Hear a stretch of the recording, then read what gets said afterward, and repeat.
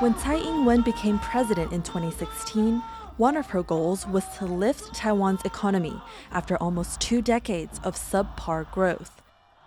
Her predecessor, Ma Ying-jeou, averaged 2.5% GDP growth across his 8 years in office. In her first term, Tsai punched similar numbers, averaging 2.6% annual GDP growth. Then the world changed.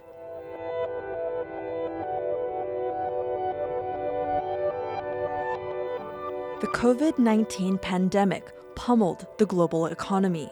But as countries around the world suffered amid lockdowns, Taiwan posted an annual GDP growth rate of 6.5% in 2021, the highest in over a decade. We have witnessed events that have shaken up the global political order and sparked widespread inflation. Nevertheless, Taiwan has emerged from these challenges stronger.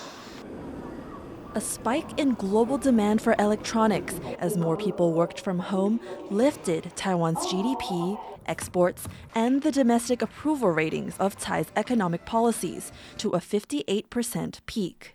Some credits can go to the Tsai administration, but just part of it. And much of this is due to international, the changes in the international environment.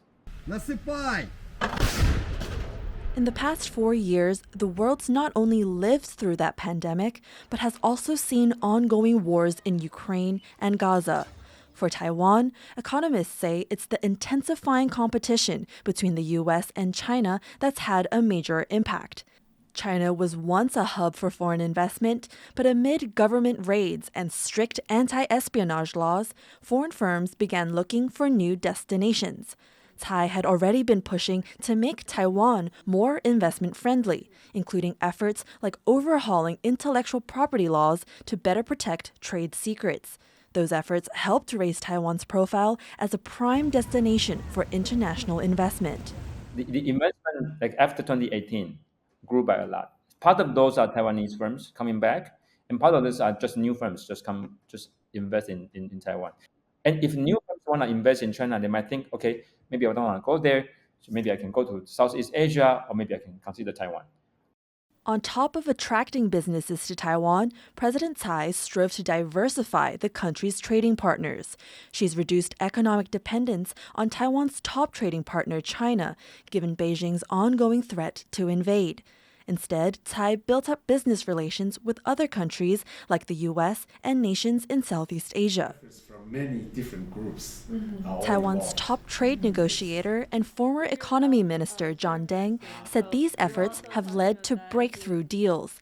That includes this document, the first set of agreements under the landmark U.S.-Taiwan Initiative on 21st Century Trade, signed in 2023. Talks are still going for more agreements, including with the UK, Canada, and others. It's a sign, Deng says, that Taiwan has an increasingly positive image among its trading partners. Those new agreements will be able to attract more foreign investors coming into Taiwan. And that certainly will add more trust, earn trust from our trading partners. That growing international trust is reflected in the numbers.